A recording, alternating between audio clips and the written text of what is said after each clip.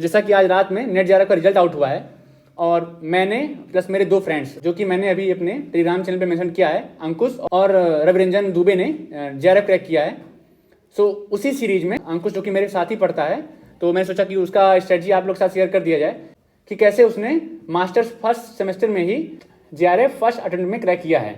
इस वीडियो में दोनों लोग अपनी स्ट्रेटजी शेयर करेंगे। मेजरली पार्ट अंकुश कवर करेंगे। अगर उसमें कुछ ऐड ऑन करना रहे, हाँ मुझे लगे कि मुझे कुछ बता देना चाहिए, ऐड ऑन कर देना चाहिए, तो मैं उसमें ऐड ऑन कर दूंगा। हम लोग ट्राई करेंगे कि इसको जितना सिंपल रखा जाए उतना अच्छा रहे, जिससे आप लोग समझ पाएं। जैसा हमने प्रिपेयर किया है उसको ट्राई किया जाए डिलीवर करने का। वीडियो स्टार्ट करने से पहले आप वीडियो पॉज करके अबाउट मी में मेरे बारे में जान सकते हैं। तो वीडियो स्टार्ट करते हैं। सबसे पहले अंकुश अपना इंट्रोडक्शन देंगे कि वो उन्होंने अपना यूजी कहाँ से किया है और वो इस समय क्या कर रहे हैं। हेलो एवरीवन, मेरा नाम अंकुश है। मैंने अपना यूजी सोशियोलॉजी में BHU से किया और फिर CUT मैंने क्रैक किया। उसके बाद मैं JNU में एडमिशन लिया। तो इसी बार आपने CUT PG क्रैक किया था 2023 में? हाँ। और आपने यूजी का पास आउट किया था 2023 में। मतलब आपका बीच में कोई गैप ईयर नहीं है? नहीं, कोई गैप ईयर नहीं। ओके, तो ये आपका पहला अटेम्प्ट था मास्टर्स का? हाँ, पहला अटेम्प्ट नेट जेआरएफ का? Net JRF. Okay.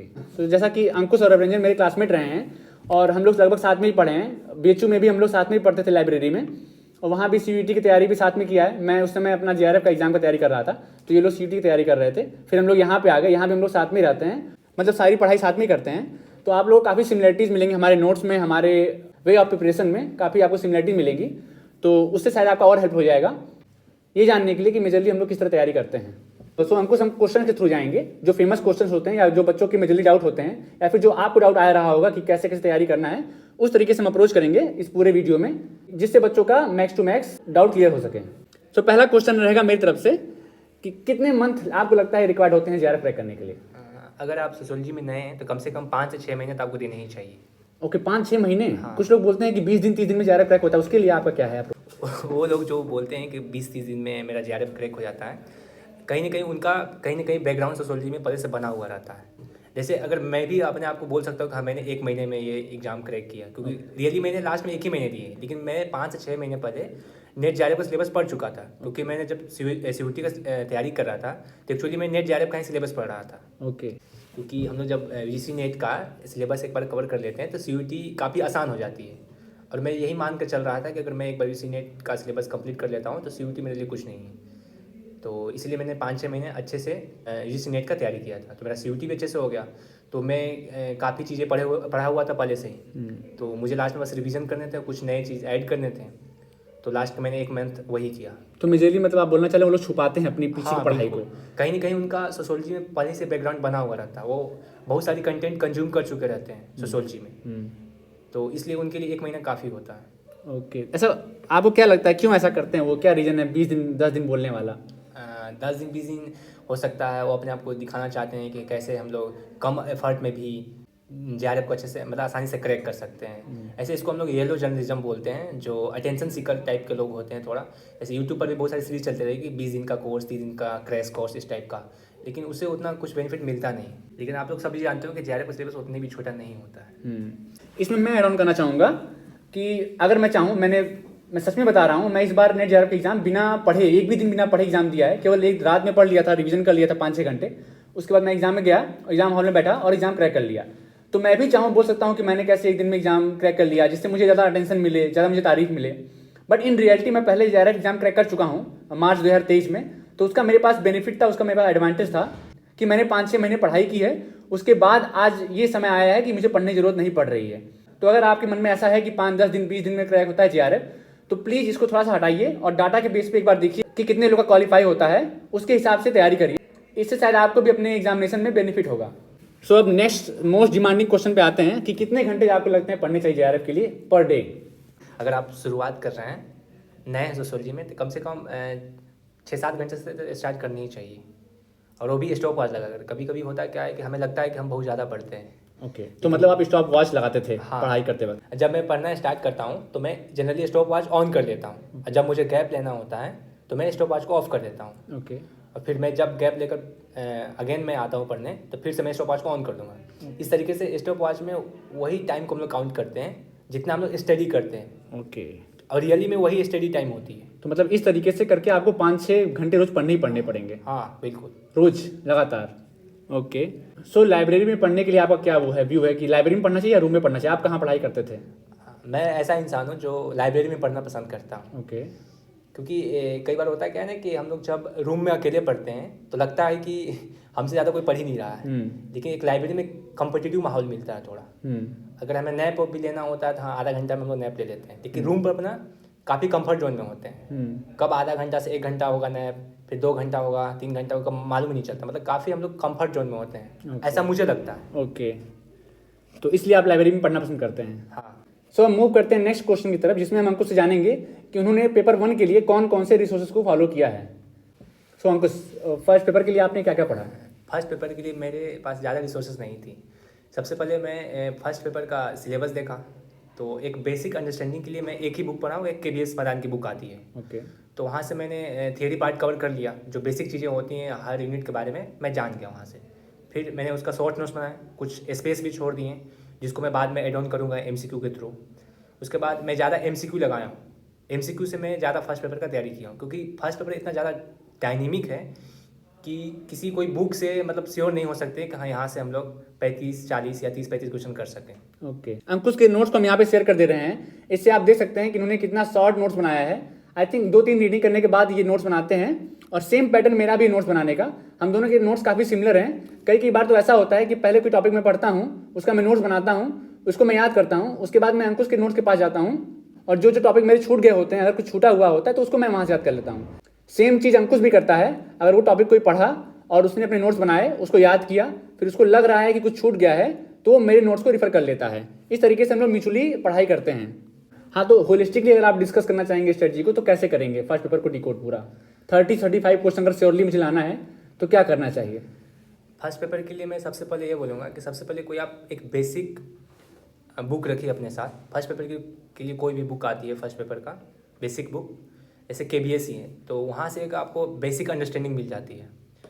Basic understanding में होता है कि जैसे जो सारे यूनिट्स होते हैं उससे आप लोग फेमिलियर हो जाते हैं, क्योंकि कई बार होता है क्या है कि जब हम लोग MCQ लगाने डायरेक्ट जाते हैं तो वहाँ पर पता चलता है कि पता ही नहीं चल पाता हम लोग कि ये क्वेश्चन है किस यूनिट से पूछा है, कम्युनिकेशन का क्वेश्चन है या ICT का है। तो ऐसा तो फील नहीं होना चाहिए। तो उसके लिए आप बोल रहे हैं एक बार बेसिक कवर कर लेंगे हाँ। आप, जिससे आपको ये आइडिया हो जाए कि क्वेश्चन आ कहाँ से रहा है, एनालाइज करने में आसानी हो जाएगा। बिल्कुल, वहाँ से एड ऑन करने में भी आसानी होती है, क्योंकि आप चीज़ों को अगर पहले से नहीं जान रहे होंगे तो वहाँ पर एड ऑन नहीं कर सकते, आपको शुरू से स्टार्ट करनी होगी।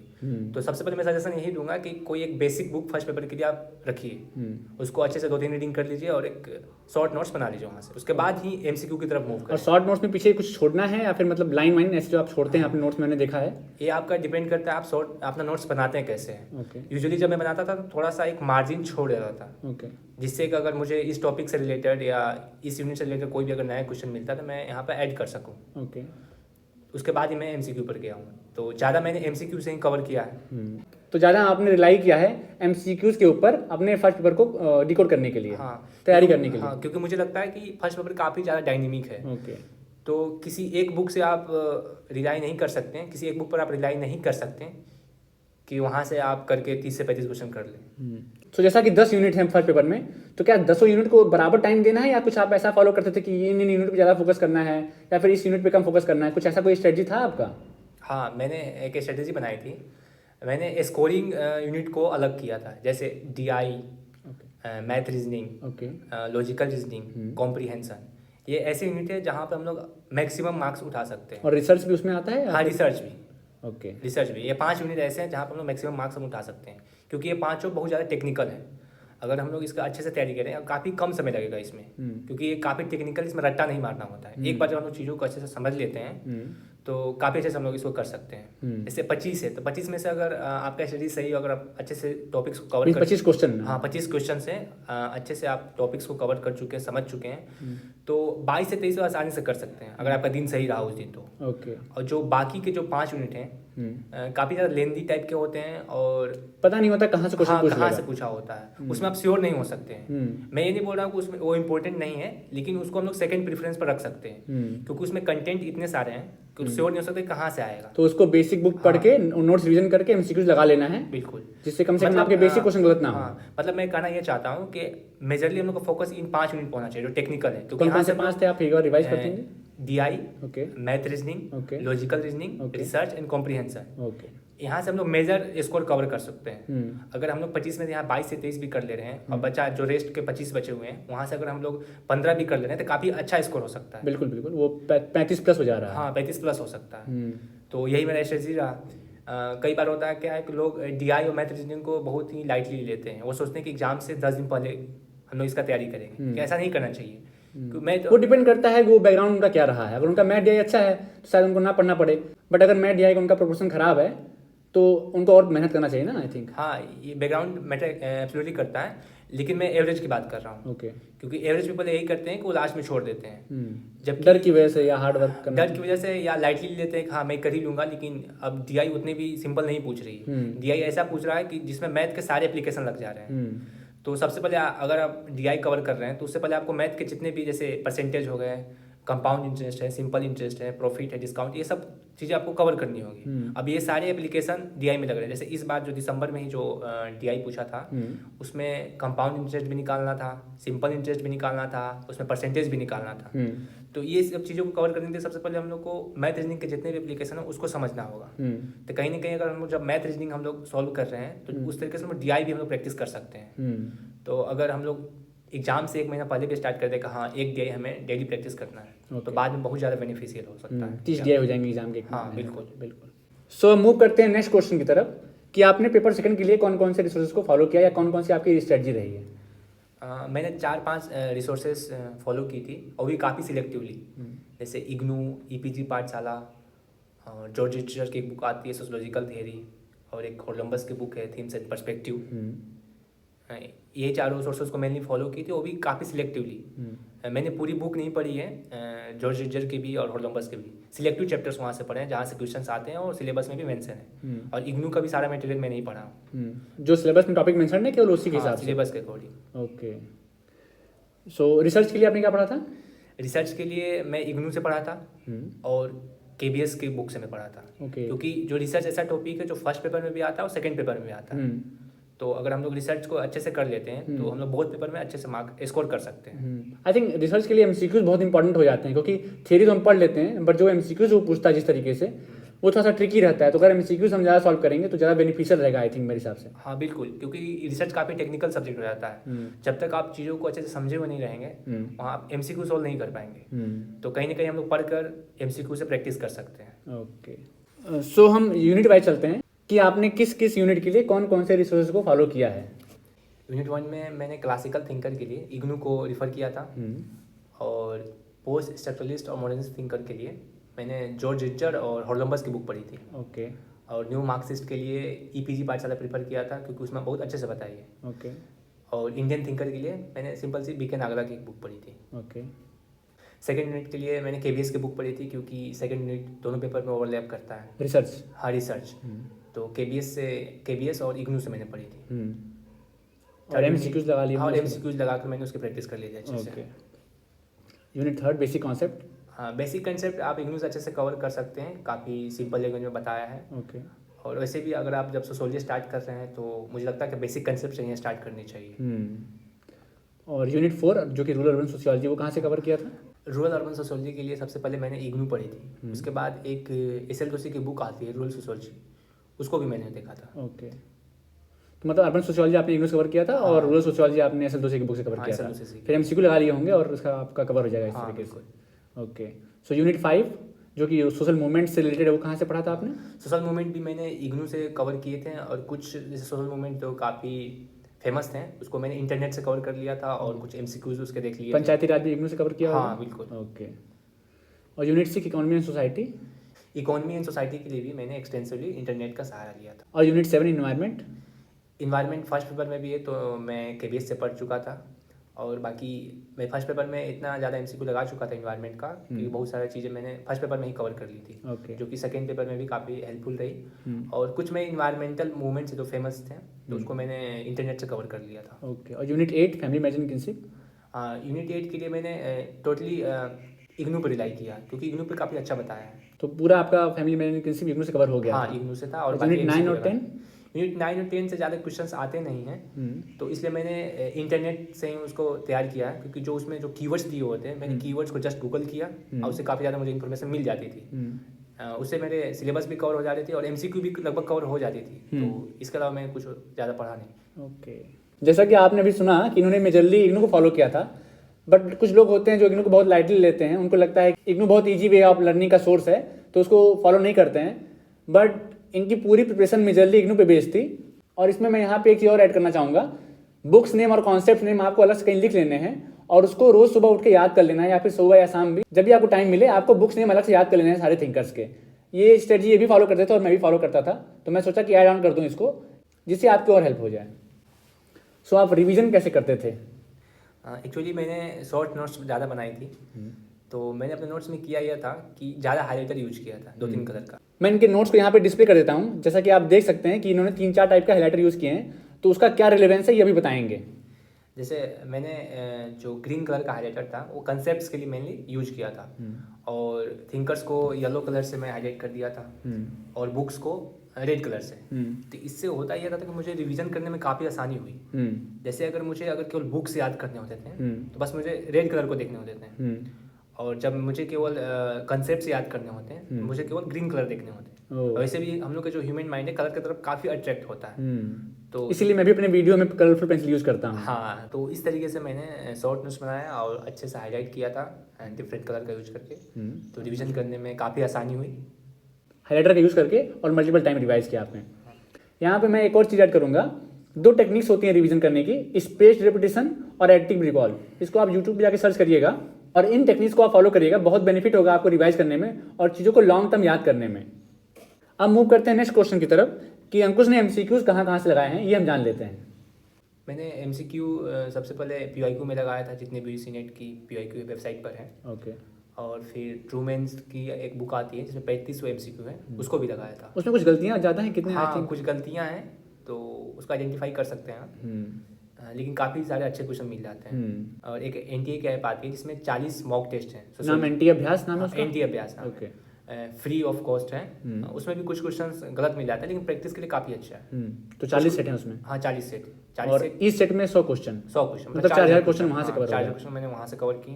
3500 आपने ट्रूमेंस कर लिए थे, तो ऑलरेडी आपके 7500 क्वेश्चन हो गए हैं लगभग। और पीवाईक्यू आपने लगा लिया था? हाँ, मैंने 2012 तक कवर कर लिया। लगभग 10-12 हज़ार एमसीक्यूज आपके हो गए हैं इसी तरीके से। ओके, सो इस तरीके से आपने एमसीक्यूज के थ्रू अपने पूरे सिलेबस को कवर किया। सो एमसीक्यू से रिलेटेड मैं एक चीज़ ऐड ऑन करना चाहूँगा, आपको एमसीक्यूज कॉपी और पेन पे सॉल्व करने हैं, ना कि बुक में सॉल्व करना है, जिससे आप इजीली आइडेंटिफाई कर पाएं कि आपको कितने मार्क्स आ रहे हैं और जिससे आपकी बुक भी गंदी ना हो, आप दोबारा रिवीजन करने जा पाएं एमसीक्यूज को। अब मूव करते हैं नेक्स्ट क्वेश्चन पे कि अंकुश ने पीवाईक्यूज कितनी बार लगाए थे या फिर कितना इंपॉर्टेंस होता है पीवाईक्यूज का। आई मीन क्वेश्चन रिपीट करते भी हैं कि नहीं करते हैं प्रीवियस ईयर पेपर से? क्वेश्चन रिपीट तो करते हैं, डायरेक्टली ना करें लेकिन इनडायरेक्टली तो बहुत ही करते हैं। जैसे बहुत सारे टॉपिक्स रिपीट होते हैं। तो जब मैं एमसीक्यू लगाता था पहली बार, तो मेरा पहला फोकस है, मैं माना था कि एग्जाम हॉल में जैसे मैं बैठा हूँ उस तरीके से लगाता था। तो एग्जाम हॉल में बैठते तो लोग गेस भी करते हैं, कुछ तुक्का भी लगाते हैं। तो इससे उसका क्योंकि हम लोग को उसका भी प्रैक्टिस करना होता है। तो जब मैं फर्स्ट बार एमसीक्यू लगा लेता हूँ तो उसके बाद मैं एनालाइज करता हूँ, तो जो मैं सही किया रहता हूँ तो वो तो मैं जानता हूँ कि वो सही किया हूँ और उस क्वेश्चन को मैं अच्छे से जानता भी हूँ। और जिसमें मैंने तुक्का लगाया है या गैस किया हुआ हो उसको मैं मार्क कर लेता हूँ। और जो क्वेश्चन मैंने गलत की हुई रहती हैं उसको भी समझ लेता हूँ कि हाँ मैंने गलती कहाँ की है। या उस गलत क्वेश्चन से कुछ नए फैक्ट्स भी मिलते हैं या नई चीज़ें भी जानने को मिलते हैं, तो उसको मैं वहाँ से कवर कर लेता हूँ, नोट्स में मैं ऐड ऑन कर लेता हूँ। फिर मैं उसके बाद पीवाईक्यू का रिवीजन भी करता हूँ कुछ दिनों के बाद, क्योंकि कई बार हम लोग भूल जाते हैं पीवाईक्यू जो लगाए हुए रहते हैं। तो जो मैं मार्क किया रहता हूँ अपने क्वेश्चन को, उसको फिर से मैं देखता हूँ, वहाँ से मैं रिवीजन कर देता हूँ, ताकि अगर अगली बार एग्जाम में है तो वहाँ पर गलती ना हो। ओके, सो जैसा कि न्यूज़ आ रहा है कि यूजीसी का सिलेबस चेंज होने वाला है, तो आपका क्या सजेशन रहेगा उन लोगों के लिए कि जब तक सिलेबस नहीं आता है तब तक वो अपने टाइम को कैसे यूटिलाइज करें? अगर आप सोशियोलॉजी में नए हैं तो आपको तो स्टार्ट कर देनी चाहिए सिलेबस के बिना परवाह किए। ओके। अगर रही बात जो पहले सोशियोलॉजी में बैकग्राउंड है जिनका, तो मुझे लगता है कि सिलेबस कितना भी चेंज हो जाए तो जो हम लोग के क्लासिकल थिंकर्स है या जो मॉडर्निस्ट थिंकर है उसको तो नहीं हटा सकता है। तो कम से कम उसको तो कवर करना ही चाहिए। और रही बात ये जो एग्ज़ाम है, रिसर्च के लिए एग्ज़ाम कराई जाती है, क्योंकि हम लोग को अल्टीमेटली पीएचडी में इनरोल होना होता है और हमें रिसर्च करनी होती है। तो जो फर्स्ट पेपर के जितने भी क्वेश्चन है या जितने भी यूनिट है, मुझे लगता है कि उसमें ज़्यादा चेंजेस देखने को नहीं मिलेगी। जैसे रिसर्च के ही क्वेश्चन हो गए, तो रिसर्च के क्वेश्चन तो हम लोग हटा ही नहीं सकते, क्योंकि हम लोग को पीएचडी में रिसर्च ही करनी होती है। और रिसर्च से फर्स्ट पेपर में भी क्वेश्चन आती हैं और सेकंड पेपर में आते हैं, तो उसको कम से कम हम लोग कंप्लीट कर सकते हैं, कवर कर सकते हैं अच्छे से। और जो भी थोड़ी बहुत उसमें कसर रह चुकी है उसको अच्छे से हम लोग कवर कर लें। और मेजरली जैसे जो फर्स्ट पेपर है, फर्स्ट पेपर में जैसे DI पूछता है, मैथ रीजनिंग पूछता है, टीचिंग एप्टीट्यूड है, ये सब चीज़ें रिसर्च में कहीं ना कहीं यूज हो जाती है। ICT भी बहुत सारी यूज होती है, तो इसको चाहे तो हम लोग अभी कवर कर सकते हैं बिना नए सिलेबस का वेट किए। तो इस तरीके से हमने अंकुश के साथ कम्प्रिहेंसिवली डिस्कस किया कि UGC नेट JRF की तैयारी कैसे की जाए। होप सो ये वीडियो आपके लिए हेल्पफुल रहेगा। अगर कोई आपका क्वेरी हो तो आप उसे कमेंट बॉक्स में पूछ सकते हैं, और फर्दर गाइडेंस के लिए आप हमारे टेलीग्राम चैनल को ज्वाइन कर सकते हैं।